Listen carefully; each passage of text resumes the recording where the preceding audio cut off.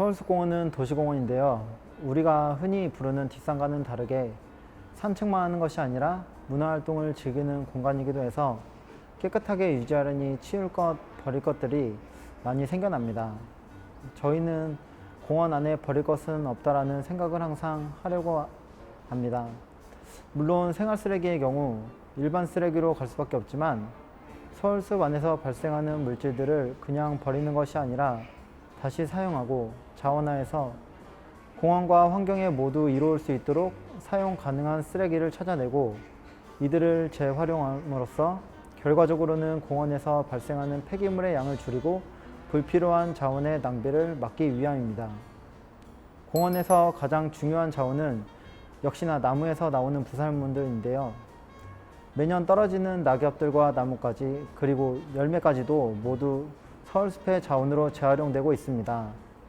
그리고 식물뿐 아니라 이용 가치를 다하고 버려질 예정인 물건들, 소위 폐기물들이 나오게 되면 공원에서 다시 사용할 방법이 없을까 한번 고민하는 과정을 거치면서 재활용되는 물건들이 실제로도 상당히 많이 있기도 합니다.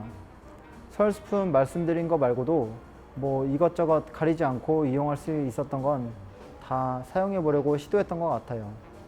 식물에서 나오는 부산물들은 주로 퇴비나 살충제, 토양의 피복제 등으로 사용하는데요. 땅에서 나오는 식물들이 다시 땅으로 흡수될 수 있도록 자연이 원활하게 순환할 수 있도록 저희가 다양한 방법을 통해서 도움을 주고 있고요. 나무가 태풍이나 폭염, 병균 같은 것들에 대해서 이제 고사하게 되면 회목을 이용해서 조각품을 제작하거나 통나무 벤치를 만들기도 하고 또 화단의 울타리 등을 만들기도 하였습니다. 서울숲에서 나오는 연간 부산물의 양은 매년 차이가 조금씩 있지만 낙엽은 약 100톤 정도가 나오고 회목은 약 60톤 정도의 양이 나옵니다.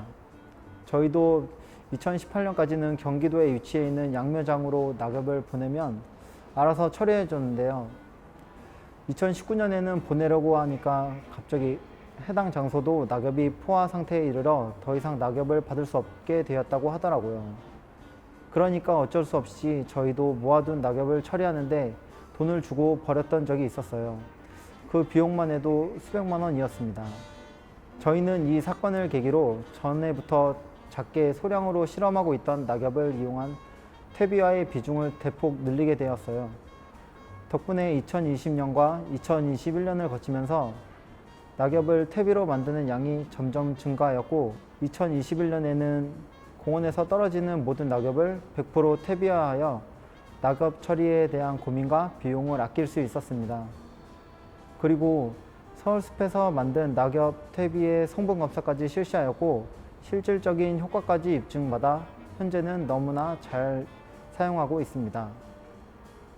그리고 낙엽뿐 아니라 나무에서 떨어지거나 가지치기를 한 나뭇가지를 조각조각 잘게 부시게 되면 좋은 자원으로 다시 태어나게 되는데 조각난 나뭇가지들은 수목을 건강하게 만드는 데 도움을 주고 또 산책로의 포장재로 사용하기도 합니다.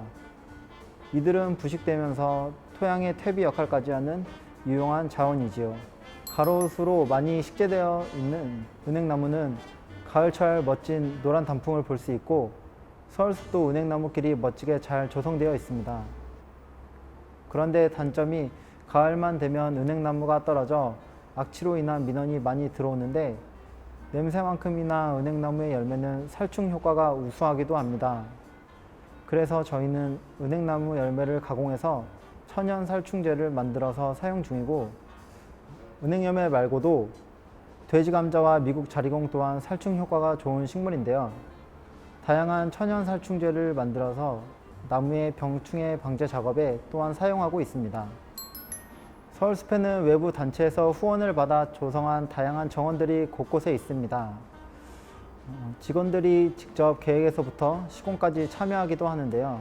이러한 정원 조성 시 정원의 울타리를 인위적인 벽돌이나 시멘트로 올리기보다는 폐목을 재사용해서 보다 자연 친화적인 느낌이 들고 비정형화된 정원을 조성하여 서울숲과 잘 어우러지는 정원을 조성하기도 했답니다.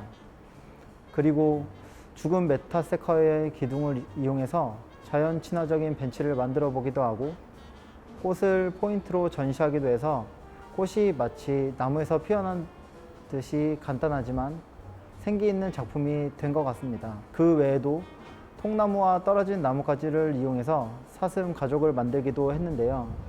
명절에는 한복을 입기도 했고 코로나 시기에는 마스크를 쓰기도 하면서 서울숲의 마스코트 역할을 톡톡히 해주었다고 생각되네요. 작년에 서울숲에 사슴 우리를 두르고 있는 울타리 펜스가 오래돼서 교체하게 된 적이 있었습니다.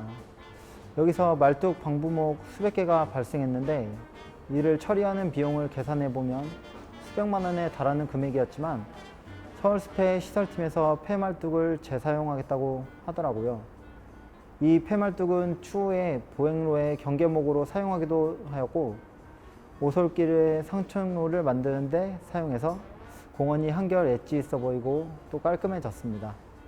공원 외부와의 교류도 있었는데 남산공원에서 폐기 예정인 꽃이 대량으로 있다는 소식을 듣고 직원들이 모두 출동해서 꽃을 가져온 적이 있었습니다.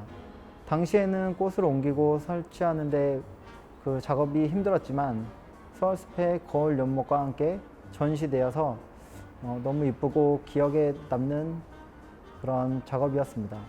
우리들의 인생샷 또한 만들어주기도 했습니다. 그리고 서울숲이 있는 성수동은 카페가 많이 있습니다. 카페의 커피 찌꺼기는 식물의 퇴비로 사용될 수 있는 자원이기도 하는데요. 저희는 공원 주변 2개의 카페와 소통해서 그냥 버려지는 커피 찌꺼기를 수거하고 시민들과 함께 퇴비를 만드는 프로그램을 하기도 하였습니다.